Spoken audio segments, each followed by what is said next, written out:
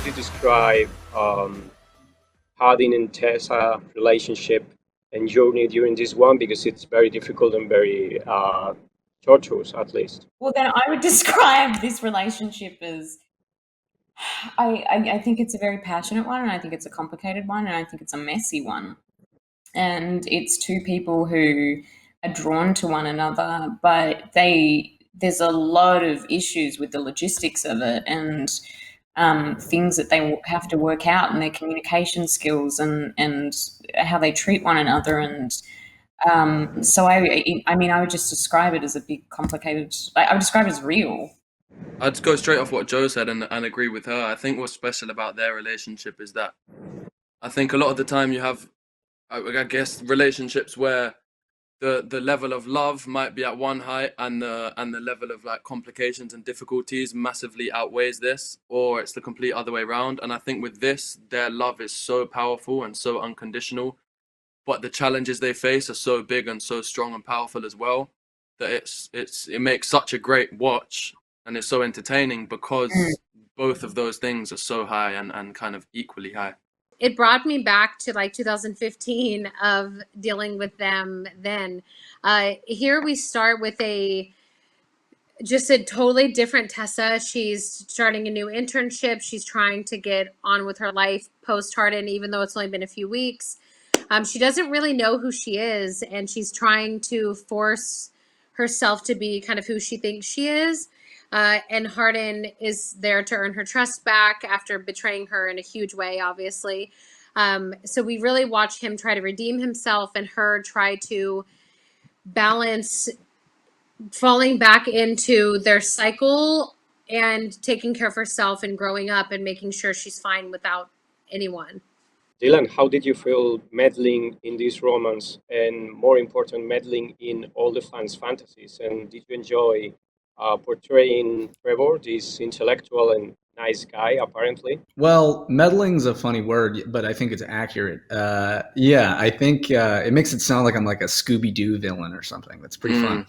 I think, I mean, I had a blast playing Trevor because he's definitely a character I haven't played before, but I think he's also fleshed out and well written too.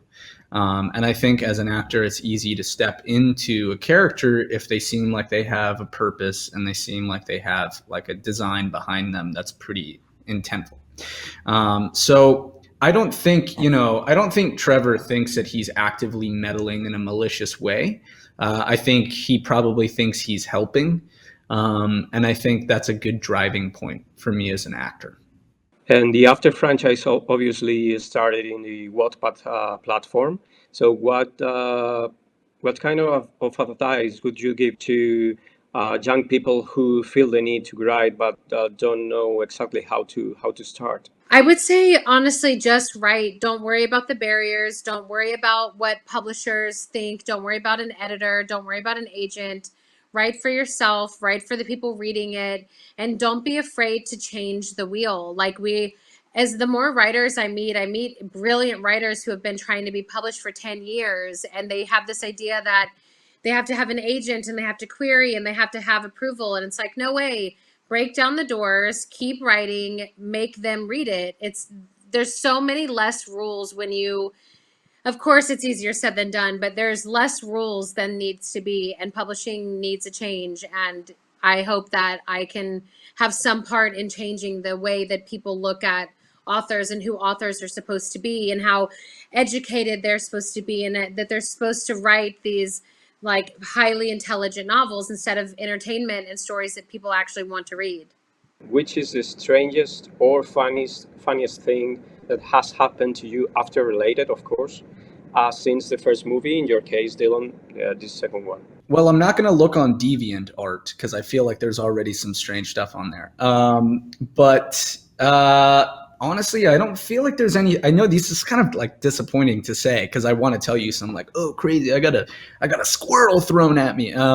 But there really hasn't been any crazy stuff that happens. I think all the fans are really respectful, and I think that the work conditions while we were there were really good. And so, I mean, I'm I'm happy about the response that everyone has had.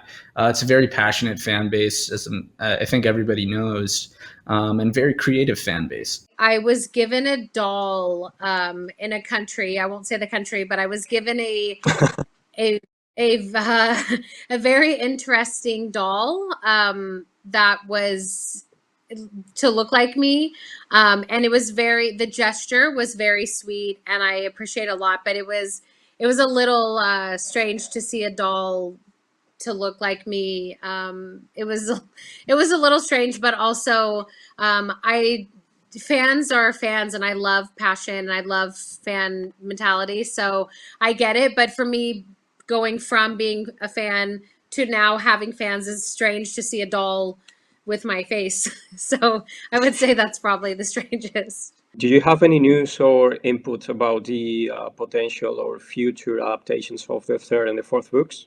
I can't really answer yet, but I know that is all of our goal, of course, is to make all of them. But given the uncertainty of times and everything, we're doing the best we can, but I can't spill anything yet.